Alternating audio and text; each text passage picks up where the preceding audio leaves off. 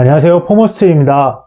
오늘도 제 영상 클릭해 주셔서 감사합니다. 오늘은 예전부터 제가 계획해 오던 플랜 중 하나였는데 신발 용어에 대한 정리를 한 번씩은 해드려야 되겠다라는 생각을 가지고 있었는데요. 이제는 분해한 신발도 좀 제법 숫자가 되고 샘플이 어느 정도 확보가 됐기 때문에 조금씩 준비를 해서 한 번씩 정리하는 시간을 가져보도록 하겠습니다.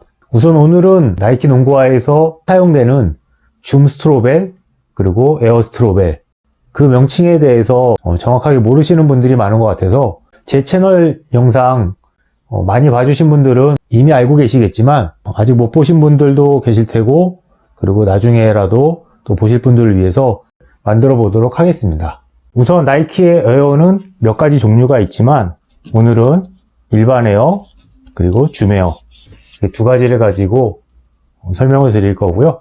또 나이키 에어의 종류에 대한 것도 추후 진행을 해보겠습니다. 지금 보여드리는 이런 형태가 미드솔에 에어를 넣어놓는 가장 기본적인 형태이고요. 다음으로는 스트로벨이라는 단어에 대해서 알아볼 텐데요. 예전에 신발 제작 방식은 신발 어퍼를 미드솔에 이렇게 직접 박음질하는 그런 방식이었습니다. 제가 지금 들고 있는 게 에어 테일윈드 79인데요. 재봉선이 이렇게 보이시죠? 이렇게 붙이는 방식이 있고 또 어퍼를 더 안쪽으로 말아 넣어서 중앙에 재봉하는 방식도 있는데요. 이런 예전 방식의 단점은 이 재봉선이 사람 발로 느껴지는 그런 이질감이 들었습니다. 그래서 이 방법 대신 조금 더 발전된 방법이 지금 운동화 제작 방식 중 가장 흔하게 사용되고 있는 이 스트로벨 공법이라는 건데요. 이렇게 두 개를 비교를 해보시면 금방 차이점을 느끼실 텐데요. 이 스트로벨 공법은 이 스트로벨 보드를 신발 어퍼의 끝자락에 이렇게 재봉으로 모두 붙여놓고 그 상태에서 신발의 미드솔과 접착을 해서 신발을 완성시키는 그런 형태인데요. 이렇게 되면 이 재봉선이 발에 거의 느껴지지 않기 때문에 예전 방식에 비해서 훨씬 더 편안한 착화감을 주는 게 장점이고요. 여기서 한 단계 더 나아간 게 에어 스트로벨과 줌 스트로벨입니다. 일반 에어를 사용하면 에어 스트로벨, 그리고 줌 에어를 사용하면 줌 스트로벨이라고 부르는 건데요. 이런 스트로벨 보드 대신에 아예 에어 솔을 가지고 스트로벨 보드처럼 어퍼랑 붙인 다음에 그리고 미드솔이랑 접착을 하는 그런 방식인데요. 그러면 일반적으로 미드솔에 에어를 넣는 방식과 에어 스트로벨 방식이 어떤 차이점이 있는지는 제가 지난번 PG5 때는 일반 에어를 가지고 설명을 드렸기 때문에 이번에는 줌 에어를 가지고 설명을 해보도록 하겠습니다. 어차피 방식은 똑같고 일반 에어냐 줌 에어냐의 차이만 있다고 보시면 됩니다. 기존에 사용되었던 미드솔 안에 에어솔을 넣는 방식은 그러니까 미드솔보다 더 커질 수가 없고 그 안에 들어가야 되기 때문에 크기가 작아질 수밖에 없는데요. 줌 스트로벨 같은 경우는 완전히 끝에까지 스트로벨 재봉선을 제외한 이 끝에까지를 쓸 수 있다는 장점이 있고요.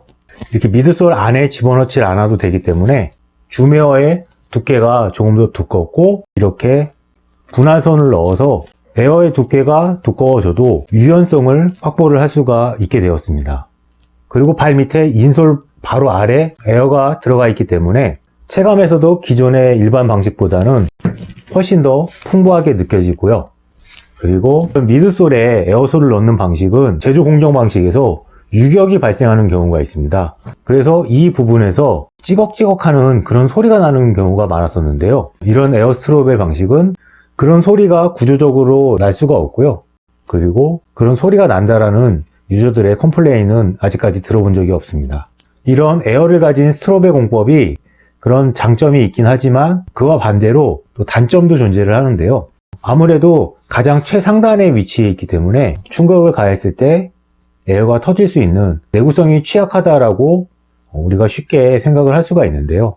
그래서 이렇게 에어 스트로벨이나 줌 스트로벨을 사용하는 신발에는 이렇게 두툼한 아니면 밀도가 좀 단단한 인솔을 사용해서 에어를 보호하는 역할을 하고 있습니다. 에어 스트로벨 방식은 나온 지 한 2, 3년밖에 안 된 나이키의 신기술이라서 아직은 몇몇 농구화에서만 사용이 되고 있는데요. 시간이 지날수록 점점 보편화되고 일반 운동화나 러닝화에서도 많이 사용될 것으로 예상이 되고 있습니다.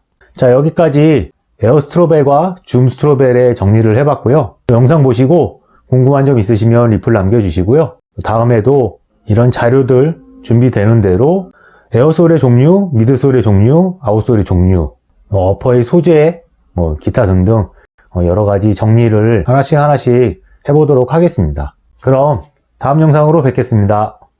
감사합니다.